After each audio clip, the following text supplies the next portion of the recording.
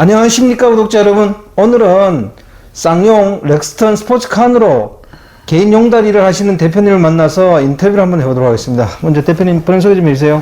네, 칸으로 킥을 하고 있는 홍현택입니다. 네. 대표님 지금 렉스턴 스포츠칸으로 킥을 한 지 지금 몇 년 정도 되셨어요?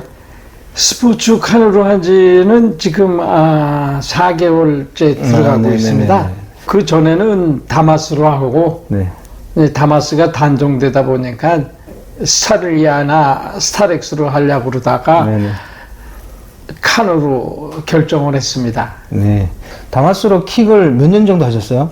13년 정도. 예. 네. 13년이면 굉장히 오래 하셨나요? 예, 좀 됐습니다. 네.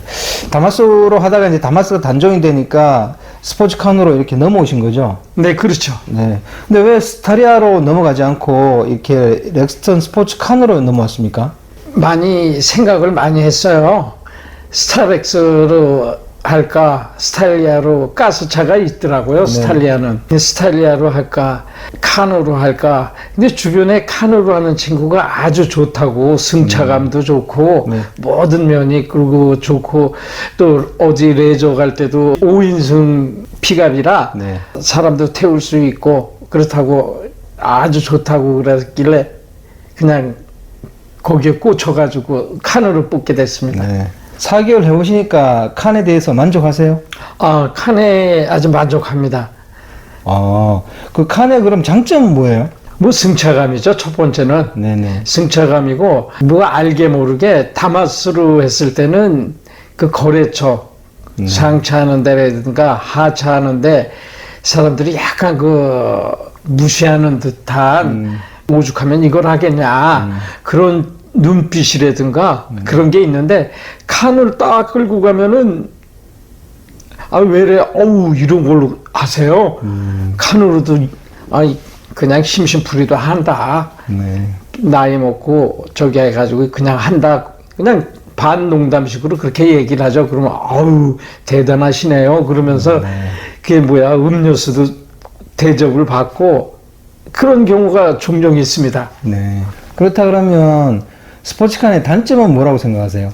물건을 많이 실었을 때 사이드 문이 없기 때문에 다마스나 스타리아나 스타렉스 같이 사이드 문이 있으면은 내리기가 좋은데, 요거는 그런 부분이 없기 때문에 올라가서 다시 이제 그 물건을 하차를 해야 되는데, 그것도 이제 혼자 하차하는 게 아니라 내가 올라가면은 물건 받는 데서 다 밑에서 도와줍니다. 그러니까 뭐 그렇게 커다랗게 불편한 사항은 없어요. 네. 대표님께서 지금 운행하시는 킥 서비스로 운행하시는 차가 쌍용 렉스턴 스포츠칸이에요? 예. 네. 왜냐면 앞에 렉스턴이라는 것도 들어가고 또 뭐 스포츠칸도 들어가가지고. 예. 아니 칸은 그 전에 이제 그 옛날엔 스포츠죠. 스포츠라는 차는 이제 단종이 됐고, 지금 이제 칸이라고 되어 있는 차만 이게 다시 나오는 거예요, 신형으로. 그래가지고 그 먼저 있던 스포츠보다는 화물 적재함이 한 35cm 정도가 더 깁니다. 그래서 화물칸만 따지면은 다마스만큼 물건을 실어요. 그리고 또 그 운전석 뒷좌석에다가 또 한 라면 한 10대 박스는 실어요. 그렇기 때문에 다마스보다 물건을 더 많이 실죠. 그렇더라도 스포츠칸이 자체가 크기 때문에 다마스에 비해서 유지비는 많이 들 것 같아요. 유지비 차이는 어떻게 돼요? 아무래도 유지비는 좀 들어간다고 봐야죠. 다마스는 가스고, 이거는 디젤. 그리고 디젤로 제가 하루에 한 250km에서 300km 정도를 주행을 하는데 4만 원에서 5만 원 정도. 그러니까 일일 하루로 따지면은 다마스보다는 한 10,000원에서 15,000원 정도 더 들어간다고 보면 되죠. 톨비 같은 거는 좀 더 들 거 아니에요? 다마스는 반 가격이고 칸은 일반 승용차나 똑같죠. 그럼 실제로 한번 고속도로에 진입할 때 톨비를 얼마 내세요? 거리마다 틀리니까 또. 네네. 아. 그러니까 이제 경인고속도로 같은 경우에는 800원씩 냅니다. 대표님 같은 경우에는 한 달에는 그럼 톨비가 어느 정도 나오던가요? 한 달에 톨비가 한 20만 원 전후가 됩니다. 그럼 기름값은 얼마가 드는가요? 글쎄, 아까도 사전에 얘기했듯이, 한 250km에서 300km를 타면은, 네. 한 4만 원 정도 네네. 하루에 네네. 4만 원에서 5만 원 정도. 그러면 제가 토요일 날, 일요일 날은 요새 쉼니다. 네네네. 그 20일 일한다 그러면 한 90만 원 정도, 100만 원 정도. 네네. 그렇군요. 근데 가스보다는 한 3, 40 더 나온다고 보면 되죠. 30 정도? 네. 그렇게 많이 나오는 건 아니네요. 그렇죠. 네. 그럼 대표님께서는 토요일은 쉬고 주중에만 일하세요? 예, 주 5일 근무합니다. 그리고 공휴일은 또 쉬고. 네. 그러니까 한 달에 한 20일 일하죠. 네. 주로 근무하는 시간대는요? 뭐 요즘 같은 경우에 일이 좀 많이 없는 편이라 한 8시 반 정도서부터 이렇게 나와서 기다리다가 저녁에는 뭐 한 5시, 6시면은 끝나죠. 네. 그럼 대표님께서는 주선사에 소속돼 있는 건가요? 예, 저기 퀵사에 소속이 돼 있어야지 프로그램을 깔아줘요. 그러니까 저희 같은 경우 뭐 인성 프로그램을 쓰는데 다른 프로그램은 내가 잘 모르겠어요. 네네. 그것만 계속 사용하고 있으니까. 네.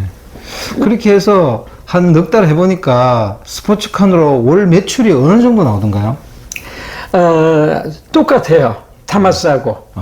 다마스 할 때하고 똑같은데 다마스 했을 때는 일이 많았었는데 요즘에는 지금 일이 좀 적다 보니까 그래도 똑같이 합니다. 그래서 매출이 얼마 정도 되세요? 매출은 아주 못했을 때가 저 같은 경우에는 한 25만 원을 하한선으로 잡고 30만 원 이상을 하려고 굉장히 노력을 하죠. 그래서 평균 20일 일한다고 한 600에서 650 정도 한 달에 네네. 그렇게 하고 있습니다. 네. 매출을 따지는 거죠. 네네. 근데 거기에 이제 그 콜 수수료 빼고 연료비 빼고 네네. 통행료 빼고 네.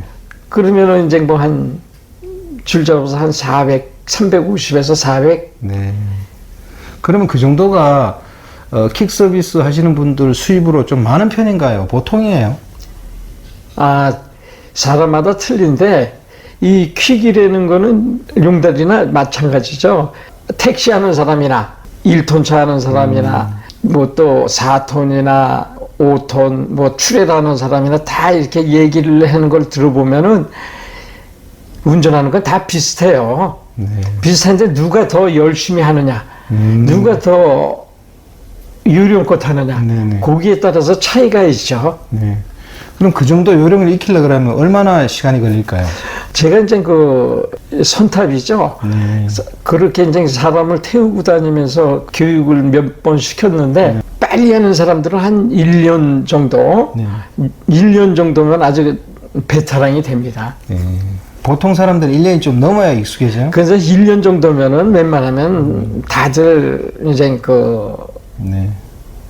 어느 정도 수준까지는 올라오죠. 네. 네. 근데 그 전에는 뭐 첫 번부터 기지도 못하는데 달리려고 그러면 안 되니까 첫 번 한 3, 4개월, 4, 5개월, 한 6개월까지는 수습 기간이라고 보고 네네. 그냥 하다가 한 6개월 이후부터는 이제 그 인성 프로그램을 찍고 다니고 그런다고 그러죠. 이제 콜을 직접 받는 게 아니라 외부로 나갔을 때는 뭐 예를 들어 성남이라든가 화성이라든가 용인이라든가 그쪽으로 갔을 때는 그쪽에서 바로 또 이제 콜을 찍는 거죠. 우리 말로는 이제 찍는다고 그러죠. 콜을 이제 찍어가지고 오고 그러면은 괜찮아요. 그리고 누구 타치를 안 받으니까 네. 아주 내가 하고 싶으면 하고 내가 쉬고 싶으면 쉬고 그리고 또 열심히 하는 사람은 아주 많이 해요. 저보다 많이 하는 사람도 많죠. 네. 근데 이제 사람들이 이제 25만 원에서 30만 원 정도 한다고 그러면 오 그렇게 많이 하냐고 그렇게 하는데 실질적으로는 저보다 많이 하는 사람도 많아요. 네. 얼만큼 자기가 열심히 하느냐에 따라서 이제 틀리죠. 운전하는 건 다 똑같습니다. 네. 거의 비슷해요. 운전해서 돈 버는 건. 택시도, 개인 택시도 일찍 들어왔다 일찍 하는 사람은 못 벌고, 아침에 일찍 나왔다가 늦게까지 하는 사람들은 더 벌고, 출애라도 마찬가지더라고요. 그게 열심히 하는 거에 따라서 틀리죠. 네. 실례지만 대표님 원래 연세가 어떻게 되세요? 올해 67세입니다. 네. 앞으로 그러면 대표님께서 몇 년 정도 이 일을 더 하실 생각이세요? 지금 이제 칸을 뽑은 지가 이제 4개월 됐는데, 네. 그 한 7, 8년 그 폐차시킬 때까지 네. 한 7, 8년, 8, 9년 하겠죠, 뭐. 네네. 근데 대부분 요즘 소형 화물 시장이 어렵다고 그렇게 많이 알려져 있더라고요. 실제 대표님께서 이렇게 킥을 해보시니까 물동량이 좀 확실히 줄어든 것 같아요? 물동량이 많이 줄어들었죠. 많이 줄었어요. 네. 근데 줄었는데도 많이 하는 사람은 많이 하고, 못하는 사람들은 못하죠. 네네.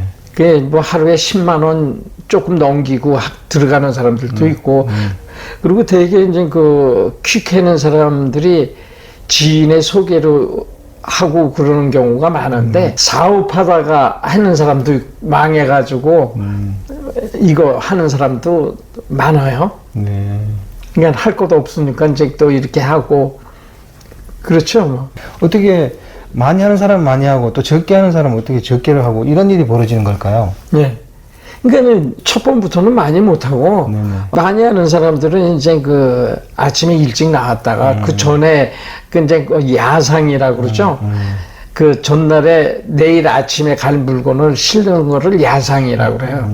그 야상을 싣고 아침에 갔다가 또 늦게까지 하는 사람들은 많이 하고, 또 9시부터 시작해갖고, 난 눈이 안 좋고 힘들어서, 운전이 힘들어서 못해. 5시까지 하고 그런 사람들은 아무래도 근무 시간이 적으니까 적게 하는 거죠. 네. 그 대표님께서는 주로 야상 같은 것도 좀 하세요? 저도 야상을 싫죠. 근데 요새는 야상이 많이 없더라고요. 네네네. 일감이 많이 줄어서.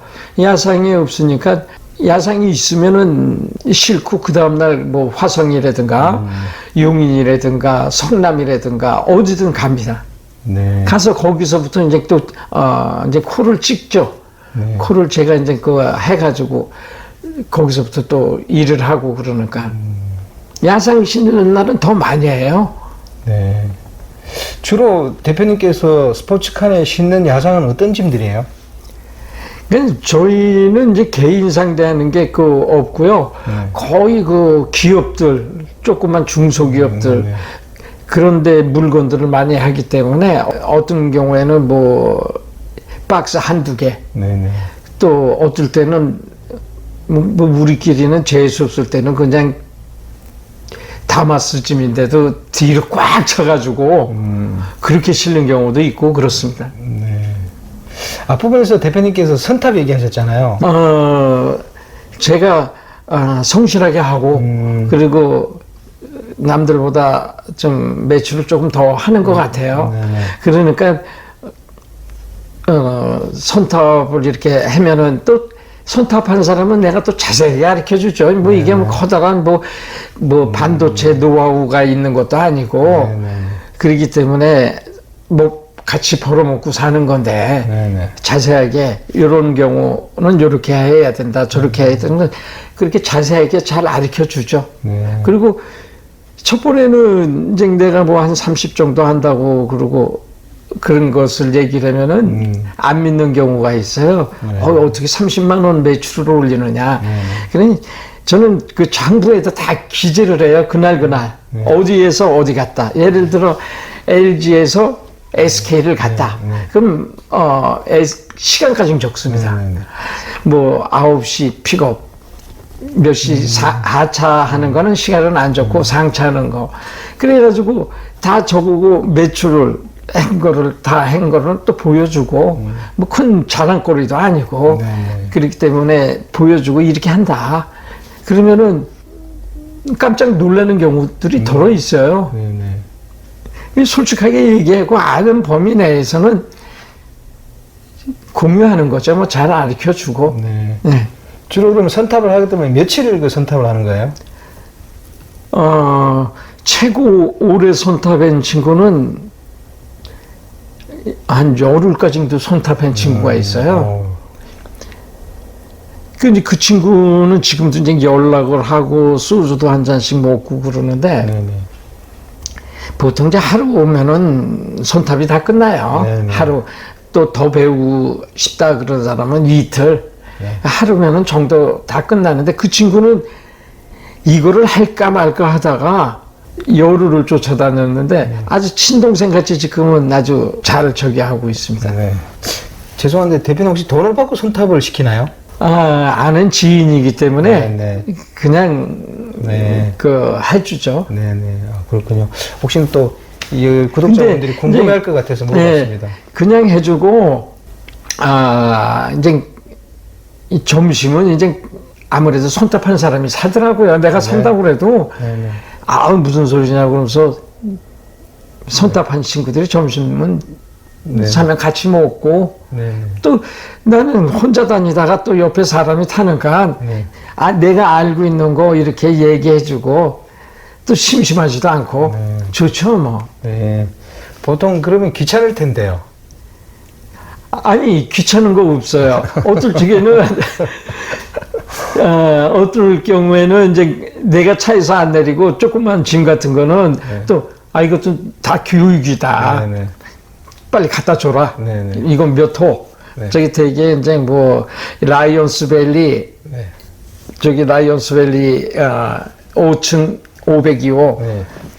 전화번호 줘가지고 물건만 전해주면 되니까.